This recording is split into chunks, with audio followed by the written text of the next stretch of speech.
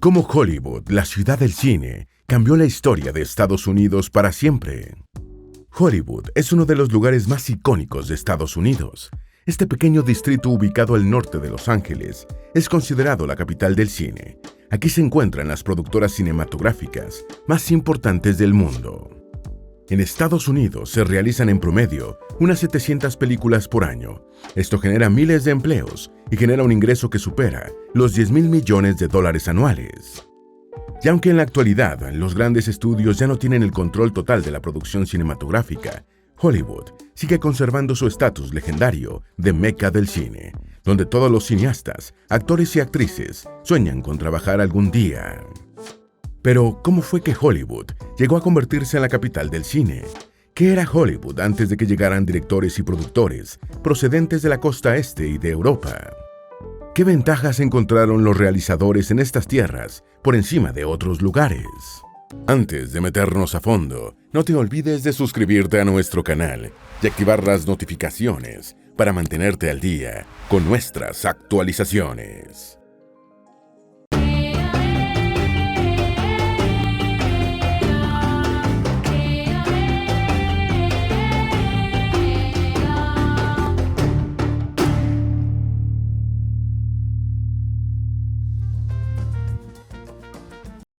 En las faldas de Mount Lee, al norte de Los Ángeles, se encuentra el famoso letrero de Hollywood. Instalado en la década de 1920 como parte de la promoción para un desarrollo inmobiliario, es ahora uno de los sitios culturales más reconocibles del estado de California.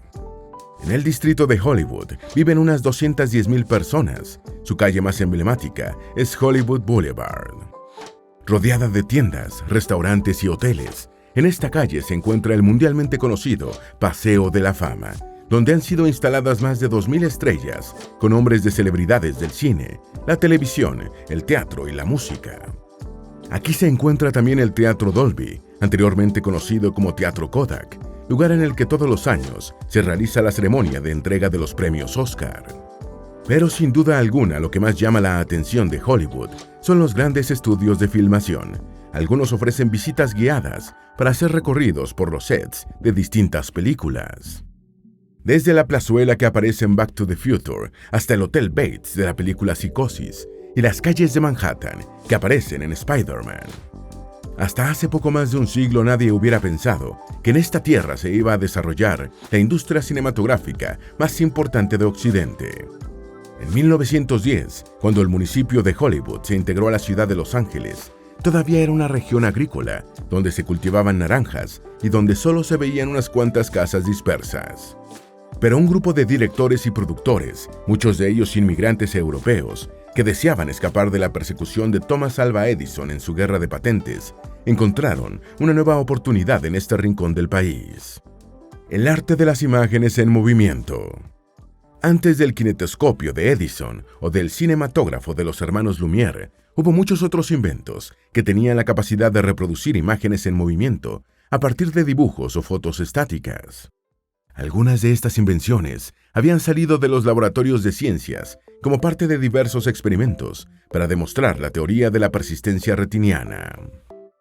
La persistencia retiniana es una cualidad o defecto que permite que una imagen permanezca en la retina humana una décima de segundo antes de desaparecer por completo. Los científicos descubrieron que si se pasaba una serie de imágenes estáticas a determinada velocidad, el ojo humano no era capaz de aislarlas unas de otras, por lo que absorbía el conjunto como una secuencia en la que esas imágenes parecían que se estaban moviendo. En 1832, el físico belga Joseph Plateau inventó el fenakistiscopio, un aparato compuesto por un disco giratorio con una serie de ranuras que, al girarlo a cierta velocidad, creaba una ilusión óptica. Los dibujos estampados en el disco se movían. El invento demostró la veracidad de la persistencia retiniana y comenzó a venderse en las tiendas como un juguete. Las personas se colocaban a cierta distancia del aparato y al hacerlo girar podían ver cómo la pareja dibujada en el disco comenzaba a bailar. Como este invento, se fabricaron muchos otros, entre ellos el disco de Michael Faraday, el taumatropo de John Ayrton o el zootropo de William George Horner.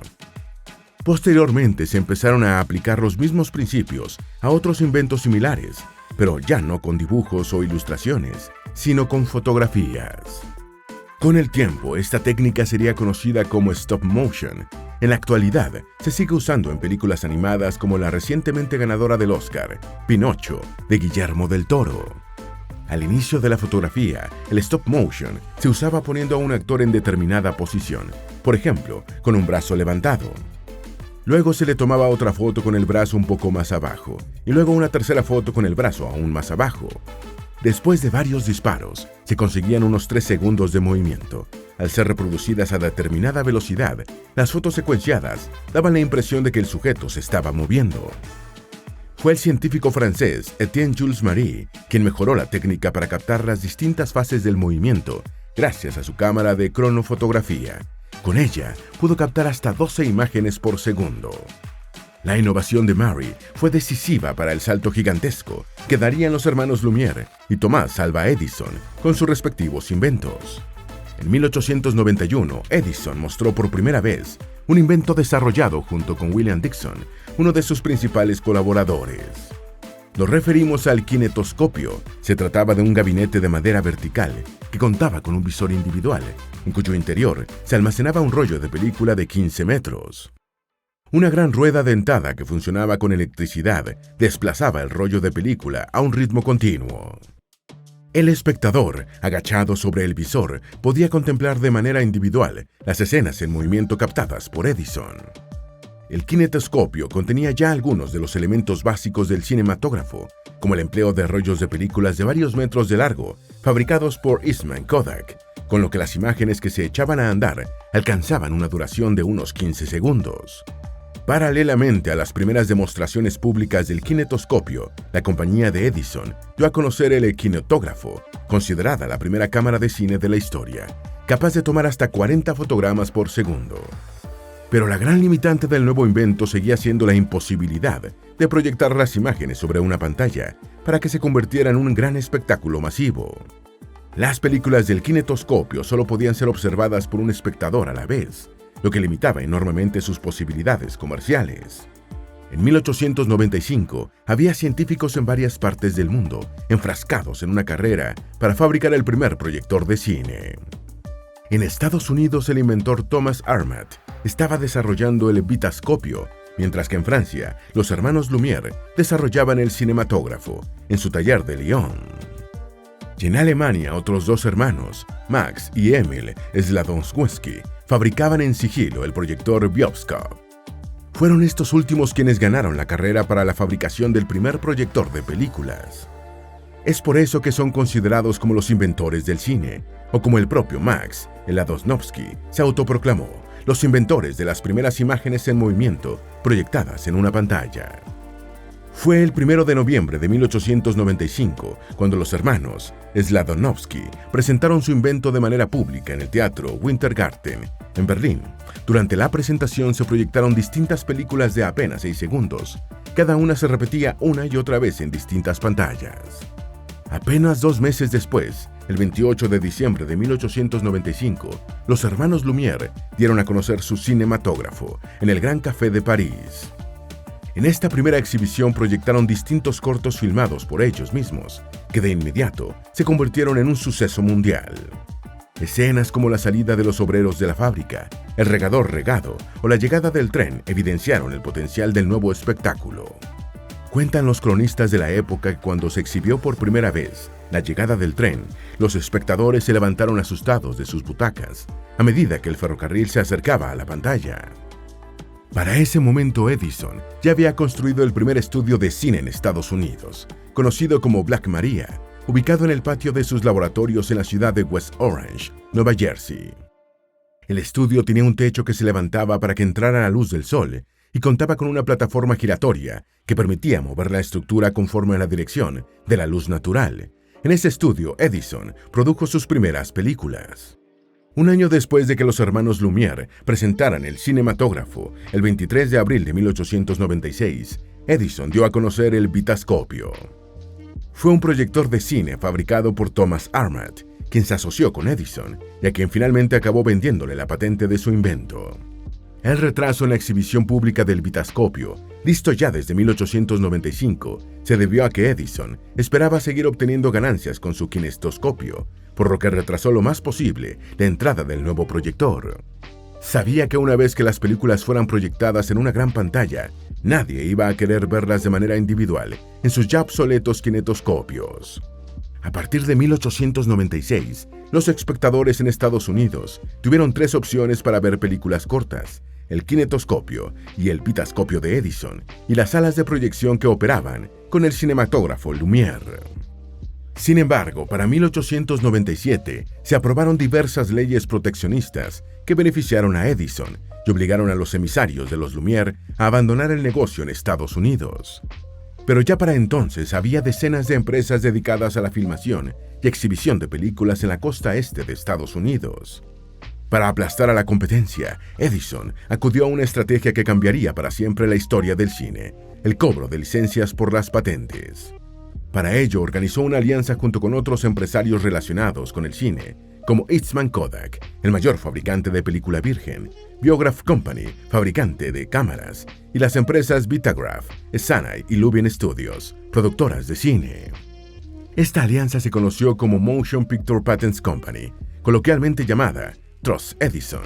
El objetivo era obligar al pago de las licencias a todos los directores, productores y exhibidores de películas que usaran cualquier producto inventado por las empresas del Trust Edison.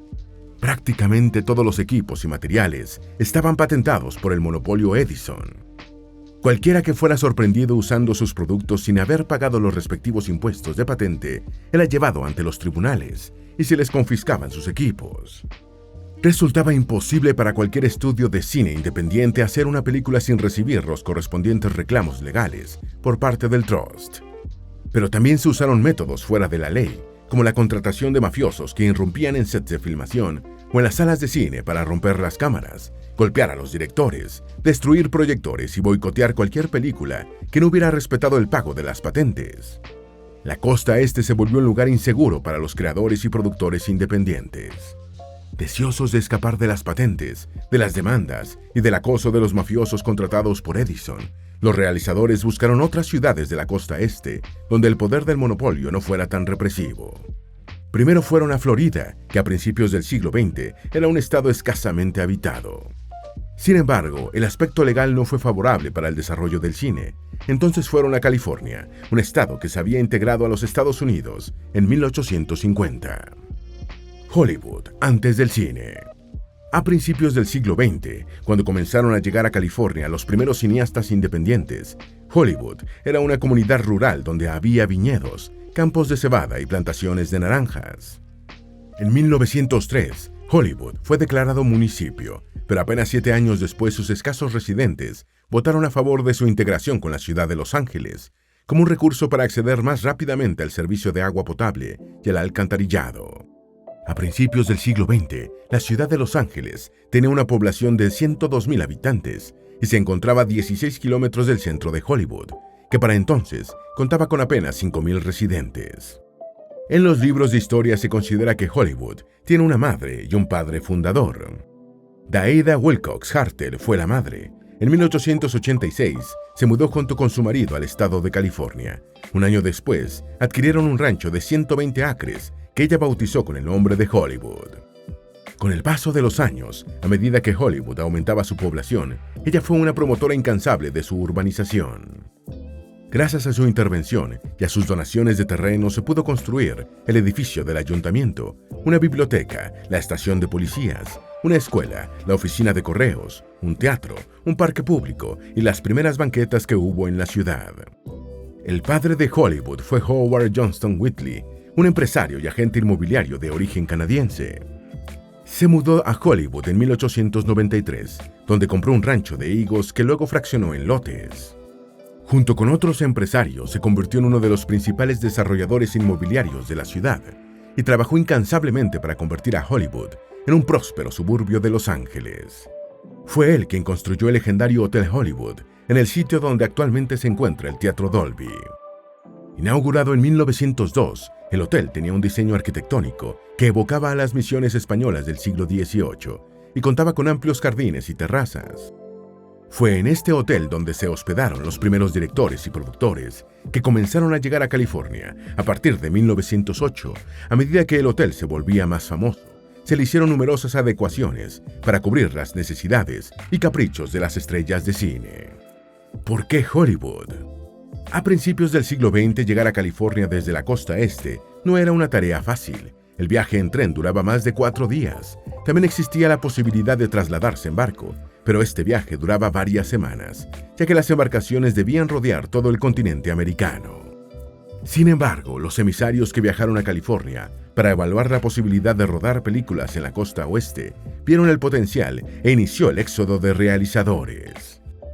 Existen 5 razones fundamentales por las cuales Hollywood se convirtió en la capital del cine. La primera, como comentamos hace minutos, fue que los cineastas huían de la guerra de patentes de Edison y sus abogados. Se decía que en California los jueces eran menos favorables a las prácticas monopólicas. Incluso en los casos en que los jueces de California fallaron a favor de Edison, la aplicación de sus sentencias difícilmente se hacían efectivas. No fue sino hasta 1915 cuando la Suprema Corte falló a favor de las productoras independientes que habían denunciado el monopolio encabezado por Edison. El fallo señalaba que el dueño de una patente no puede usar esta facultad como un arma para inhabilitar a un competidor rival o expulsarlo de los negocios. Edison, paradójicamente, fue el mayor impulsor del desarrollo de Hollywood. La segunda razón está relacionada con los bajos precios del suelo en Hollywood. Hay que recordar que en 1910, California contaba con una población de apenas 2.3 millones de habitantes. Ni siquiera estaba entre los 10 estados más poblados de Estados Unidos. Ese lugar le correspondía a Nueva York, donde ya había más de 9.1 millones de habitantes. En California todo estaba por hacerse, aunque ya Los Ángeles contaba con más de 319,000 residentes. Sin embargo, la tierra era barata y fértil, y la mano de obra no estaba sindicalizada. Además, los desarrolladores inmobiliarios ofrecían grandes incentivos para que las familias y empresas se mudaran a la costa oeste. La tercera razón está relacionada con el clima de Los Ángeles. La luz del sol era esencial para rodar películas. En la costa este generalmente se rodaban en azoteas o en estudios con techos desplegables para permitir el ingreso de luz natural. Sin embargo, el clima generalmente lluvioso, el cielo encapotado y los largos inviernos de Nueva York obligaban a detener los rodajes durante meses enteros. Los Ángeles, en cambio, tiene un promedio de apenas 35 días lluviosos al año. El resto del año hay sol garantizado y el clima, por lo regular, es agradable. Es por eso que podían filmar películas en exteriores prácticamente en cualquier mes del año, sin verse obligados a detener las producciones. El cuarto motivo está relacionado con la diversidad geográfica del sur de California. Cualquier escenario natural que necesitaran para contar historias ambientadas en cualquier lugar del mundo les quedaba relativamente cerca. Al alcance de la mano o a unos kilómetros de distancia, tenían desiertos, bosques, cumbres nevadas, ciudades, pueblos, montañas, llanuras, ríos, lagos y mar. De esa manera, los productores ya no tenían que enviar a sus equipos de producción a lugares remotos para filmar una película ambientada en escenarios naturales que no existían en la costa este. Otro de los motivos que se menciona para elegir a California era su cercanía con México. Si la persecución judicial y mafiosa de Edison los alcanzaba en la costa oeste, los realizadores no tenían más que cruzar hacia el país vecino para librarse de cualquier orden de detención. Esta posibilidad de exiliarse en México, si algo salía mal en California, alcanzó décadas después a muchos guionistas que fueron acusados de comunistas durante el proceso del macartismo. Igualmente, el tema del exilio cautivo en México se ha visto reflejado en varias películas de Hollywood, entre ellas La Noche de la Iguana, dirigida por John Huston en 1964, y más recientemente Sueños de Fuga, del director Frank Darabont. Los años dorados de Hollywood. La primera película que se rodó completamente en Hollywood fue un western de 1910, dirigido por David Ward Griffith, In All California. Por su duración de apenas 17 minutos, es considerado un cortometraje. Habrían de pasar varios años más antes de que se filmara el primer largometraje de Hollywood. The Squab Man, otra película ambientada en el salvaje oeste, fue dirigida en 1914 por Cecil B. DeMille y con una duración cercana a los 80 minutos. Estos dos pioneros del cine mudo en Hollywood se convertirían en los directores de algunas de las superproducciones más taquilleras del cine mundial. Mientras que Griffin, considerado el inventor del lenguaje cinematográfico, dirigió colosales epopeyas como El nacimiento de una nación e Intolerancia, The Mile sería recordado sobre todo por sus espectaculares puestas en escena en cintas como Los 10 Mandamientos, Cleopatra y El mayor espectáculo del mundo, con la que ganó en 1953 su único premio Oscar como mejor director. En 1911 se construyeron los primeros estudios de cine en Hollywood. Al poco tiempo, los hermanos Sam y Jack Warner, quienes poseían numerosas salas de cine en Pensilvania y Ohio, también se mudaron a California y en 1918 fundaron la Warner Bros., con estudios en Sunset Boulevard. En 1912, el empresario austrohúngaro Adolf Zukor, propietario de cadenas de cine y de distribuidoras de películas, fundó la Paramount Pictures en el corazón de Hollywood, donde permanece hasta la actualidad. Otro empresario de las salas de cine, conocidas como Nickelodeon, el húngaro William Fox, también se mudó a Los Ángeles, donde en 1916 construyó sus propios estudios en la esquina de las calles Sunset Boulevard y Western Street, la 20th Century Fox. Pero sin duda fueron los estudios Universal, considerados como el mayor complejo de producción cinematográfica del mundo, los que le dieron a Hollywood el estatus de meca del cine. Para 1915, el 60% de las películas que se producían en Estados Unidos salían de Hollywood, y la producción corrió a cargo casi en su totalidad por los 5 principales estudios: Paramount, Fox, Warner Bros., RKO y Metro-Goldwyn-Mayer. Cada estudio contaba con sus estrellas exclusivas e incluso se les llegó a identificar con un determinado género cinematográfico. Por ejemplo, Paramount se especializó en las grandes superproducciones históricas, mientras que tras la llegada del cine sonoro, la Metro-Goldwyn-Mayer destacó por sus grandes musicales, como El Mago de Oz o Cantando bajo la lluvia. El estilo de las películas de Hollywood lo determinaba el ritmo. Todas estaban supeditadas a la narrativa y debían contar una historia. Para ello, el director podía valerse de todos los elementos visuales y ambientales posibles. Y esta manera de hacer películas marcó para siempre el estilo Hollywood. Durante la época de oro de Hollywood, se pueden marcar 2 notables puntos de inflexión. El primero fue el lanzamiento en 1915 de la polémica película El nacimiento de una nación, donde el director David Ward Griffin utilizó todos los recursos narrativos que el cine había ido acumulando hasta entonces, algo que varias décadas después haría Orson Welles en El Ciudadano Kane. El nacimiento de una nación marcó pautas para los cineastas pioneros sobre cómo debían filmar una película, cómo contar una historia y cómo utilizar distintos trucos como emplazamientos de cámara y recursos visuales para provocar reacciones en el espectador. La segunda inflexión del cine de Hollywood fue la llegada del sonido con la película El cantante de jazz, en 1927. Aunque ya se habían exhibido cortos y noticieros con sonido, lo cierto es que esta película irrumpió como un tsunami en la industria y marcó un antes y un después. El inicio del cine sonoro representó para Hollywood un reto. Muchos estudios estaban reacios a dejar el cine mudo, pues adaptarse a los nuevos tiempos implicaba cuantiosas inversiones. Lo mismo las salas de cine, que también debían integrar equipo de sonido para sus proyecciones. Además, el sonido supuso cambiar las técnicas de rodaje y que los actores y actrices tomaran clases de dicción y educaran su voz, pues su presencia ya no era suficiente. Muchas viejas glorias del cine mudo no pudieron adaptarse a los nuevos tiempos y acabaron siendo olvidadas. Esto supuso una oportunidad para los más ensayados actores de Broadway, que fueron convocados para trabajar en el cine. 4 grandes cintas retratan la dificultad del periodo de transición del cine mudo al sonoro: Cantando bajo la lluvia, El crepúsculo de los dioses, El artista y la más reciente, Babylon. Aunque en la actualidad Hollywood ya no ejerce el control de la producción cinematográfica, sigue siendo una fábrica de grandes películas que se exhiben en todo el planeta. Además de ser una industria multimillonaria, el cine de Hollywood ha sido usado tanto como arma de propaganda como de denuncia. El Hollywood clásico también contribuyó a crear una imagen idealizada de Estados Unidos en el resto del planeta. Es por eso que la importancia de Hollywood para Estados Unidos no solo ha sido económica, por la gran cantidad de empleos que genera la industria, sino cultural y política. Esperamos que este video te haya sido útil. Si tienes algo que agregar, por favor compártelo con nosotros en la sección de comentarios. Dale me gusta a este video y envíale el enlace a familiares y mejores amigos para que aprendan más de la geografía del planeta. Si eres nuevo en nuestro canal, no olvides suscribirte y seguirnos en todas nuestras redes sociales que están debajo de la descripción. Recuerda, la mejor forma de aprender de la Tierra es explorándolo con GeoIsis.